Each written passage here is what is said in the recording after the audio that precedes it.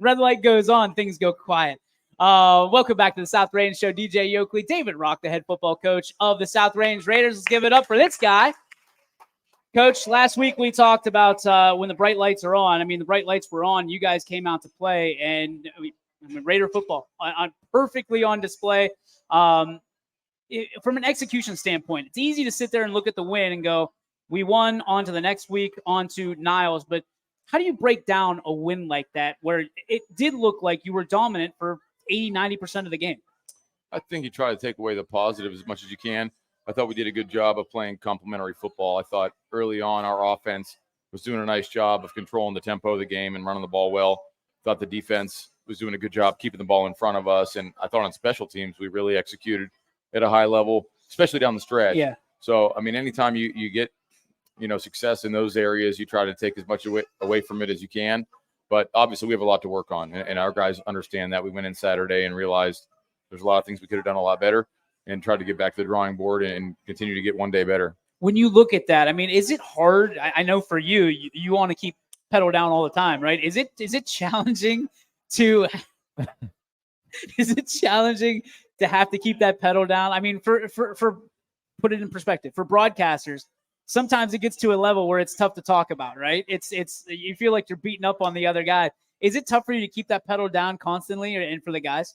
I don't think so. I think our kids do a great job of making it to where they are excited about growing as a team. Yeah. I really think that's the one thing that probably drives us the most. And I think that, as the season goes on and as we start finding success and the list of things to work on becomes smaller, I think our kids really appreciate those things that we think can make us a lot better in a quick turnaround. So, we try to invest in those areas and try to, practice in a way that takes advantage of those. And so I think our kids do a great job of just trying to get one day better each day, and that's what kind of we work on. Defensively, I know it was one of those situations where we were kind of holding our breath up in the booth because, I mean, Tough McConaughey's really good, and his passes were on target time and time again. He unfortunately goes out with an injury, but then Steven Sims steps up, and he is a dynamic football player, just a junior, so you got another year of him. When you're looking at him, it's almost like looking in the mirror with the guy we're going to interview next in Tristan Toy, because you got to be able to contain him, but you got to be able to stop him as well. And they were throwing some weird formations at you on offense. But speaking defensively first, what concerns you about the pass game that Gerard was exposing early on? I thought they do a really good job of getting the ball in space and getting it to really dangerous playmakers. It seems like every year they have a plethora of really good wideouts that are dangerous guys, and obviously their schemes are really good at getting those guys, the ball. And I think they're the best around in terms of they stretch you vertically, in a really challenging way, where we might normally think of the second level of the defense, against them. It seems like that's now 5 or 6 or 8 yards deeper. And they do a really good job of timing things up and throwing the ball on time. And obviously Tuff's a great player. I thought he did a good job of staying in the pocket when he had to and escaping the pocket when we forced him to. And again, the wideouts made a lot of tough catches. Yeah. So I think for us, it was just a matter of trying to minimize big plays and trying to be sound and not blow things and make them really earn it until the field got short, and then try to step up and play as well as we could once the field became shorter. I'm interested because last year we saw it as the year went along, the backs in the backfield got stronger. It was almost reversed of what it should be. Usually you look at teams week 7, week 8, whatever it is, and these guys are gassed. They're tired. They've got those Saturday legs, so to speak, all week long because it's harder to bounce back. South Range, for the second year in a row that I know, can tell, Blake's running harder, Aiden's running harder, Tristan's running harder. I mean, Tristan's almost more healthy now, I think, than he was to start the year. When you look at that, that's got to feel good going into a game like Niles that your guys are still arrow up. Yeah, I mean, you're constantly holding your breath as you get later into the season, just trying to stay healthy as long as you can, because the truth is there's a lot of teams that aren't able to say they're healthy right now. So, knock on wood, but we're really lucky to be, in the kind of health that we are right now. I think our kids do a great job of taking care of their bodies and sleeping the right way and eating the right way and drinking and all that good stuff. So they do a great job there. And I think a lot of it too is just the amount of time they spend in the off season in terms of getting their bodies prepared for what we hope is going to be a really long season. And then the other part of it is I think we're lucky that we have quality depth, and I think our offensive staff and Coach Allegretto and Coach Toy and those guys do a great job of splitting up the carries, amongst the skill guys and really trying to do a good job of keeping them fresh and without, avoiding a hot hand. I think sometimes you have to stick with a certain guy here and there, but, all of those guys, I think, continue to feed off of one another and make us better.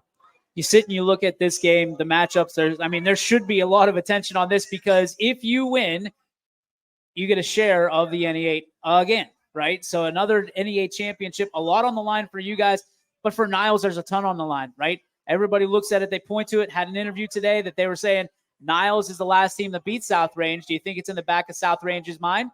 I'm here to ask you, is it in the back of South Range's mind? It's funny. I played golf Sunday and saw some of the guys who were on that team. So it was in the back of their mind, but these guys weren't even around at that point. I think our kids were really trying to approach it like any other game, but we have talked about the fact that this is a championship game. We've said it for 7 or 8 weeks now, but the truth is this really is, a win here guarantees us a share. I don't want to sound arrogant, but we're not interested in a share. I want, and I know our kids want to go out and handle business and play the way that we're supposed to play the way a South Range team can play. And we hope that's going to give us a great chance of success. And, I'm sure Niles feels the same way. They're having a great season and we know they're going to present, a unique challenge for us. They have a great back and a great quarterback and a lot of great players. So great coaching staff. So we're going to go out and do the best we can and try to win a championship. To have another opportunity at a hat and t-shirt game, as Mike Tomlin calls it. What does this say about the guys that you look at the beginning of the year and there's a lot of people doubting this team, and here you are one game away from a championship in the NE8 yet again? I think it says a lot about the culture that they're used to playing in. And I think, it says so much about the confidence that our guys play with and then the kind of preparation they put in during the week. I also think it says a lot about our teams of the past, and the coaches, anybody that's had any kind of impact on our program. I think we continue to see the benefits, of those teams, just in that our kids really do expect to show up and play great football and try to put ourselves in the best chance to win, position to win football games. So I think it says a lot about the culture and the history of the program. I think it says a lot about our current group of kids and that they work really hard and they feel like they put in the time and the effort and they deserve to win. Talk to me about this guy that I'm going to interview next, Tristan Toy, QB1, also plays defense, which is, Colucci was in the booth telling me how scary it is for all coaches to see their quarterback on defense. Is there a little bit of like, hold your breath every time the ball comes in? He had a pick the other night, but every time he's in on a hit, you kind of go, uh-oh. You know what? I don't feel like that with him. I think, for one thing, you can tell just looking at him, the way he's put together and the kind of time that he's put in the offseason and take care of his body. And he is a really talented guy. Yes. So I don't really worry about that a whole lot with him. And I think he's smart enough to understand what he means to our football team from an offensive perspective, from a defensive perspective, and does a good job of picking his spots, wisely and taking care of his body as much as he can. Where, at the end of the day, when it's a critical situation, you know what you're going to get with him. He's going to show up and make plays, and he's a great leader for us and a selfless teammate. And I'll tell you what, as much as he does for us on the field, he might do more for us in practice and just around the team room and around the building. Our kids love him. Our kids rally around him. Our coaches, he can be a pain in the butt for us, but it's also as fun as it gets, and he keeps things interesting for us and really does a good job of putting things, I think, in perspective for us as coaches, where he's just always himself and does a great job of leading us. All right, last question, your favorite question always. I get to start the week with you this time. Were you able to watch the Andy's Room game on Disney at all on Sunday? Is that the Toy Story thing? Yeah. Did they tell you about this? No. Yeah. Okay, talk to me about it. We watched it. So, I'll tell you, David said Toy Story was coming on, and he wanted me to pull it up. So I go to pull it up, and it says like it's live in 30 minutes. Yeah. So it's like 11 o'clock on Sunday morning. Yep. So I turn it on, and we're watching toys run around like a video game football. But the announcers are talking about real players. So I didn't realize what was going on. Here they were playing in London, and they were like showing – it was like a real game, but it was actually what was happening. One guy got juked out, and one guy got ran over. It was crazy, but it was cool that it was the first football game that I've ever really watched with David where he was very interested in the outcome and watching the plays and stuff. So it was cool. So from that perspective, is that a moment in your fatherhood that you're going to cherish forever? Because I know football is something you absolutely love, and every father wants to pass that love of whatever it is on to the next generation. Did you take a moment there and say, hey, this is pretty awesome? It was cool. And I try to do that as much as I can, no matter what we're doing. the truth is, I really don't care what it is that interests him. Selfishly, I would like him to be involved in football to some degree, but not because of the on the field stuff. I think football provides a lot of opportunities for you in terms of growing as a person, and that's what I want him to be around. But we're lucky just to be around the South Range community, that he's around tough people all the time. Whether he plays football or not, he's around tough people and people that expect to win and people that are going to be demanding of him and have his best interests in mind. So as long as he's surrounded with those people, I really don't care what it is that he's interested in. Class 36 is going to be pretty doggone good if you ask me. Is that what it is? I think so. I did the math, but I'm not good at math, so don't count on me. If he's anything like me, he might be struggling to get through 36. Class of 37. Yeah. It's a red shirt. So the real question I have for you, pardon me, Toy Story, obviously huge, right? For us when we were growing up. Yeah. What's the guilty pleasure that you watch with your kids now that it's kids television?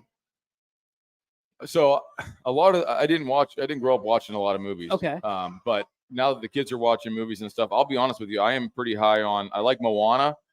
I'm big on Moana. And what's the other one we watch at home? You're not getting any help. No, I know. They're over there eating. Is it Encanto?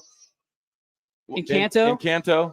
Yeah. Encanto and Moana. We don't talk about Bruno. We don't talk about Bruno. We watch that at home, and I enjoy both of those. We don't talk about Dominguez. Yeah. Coach, as always, thank you so much for your time. Appreciate you. Thank David you. Rock, everybody. Go Back Raiders. with Tristan Toy right after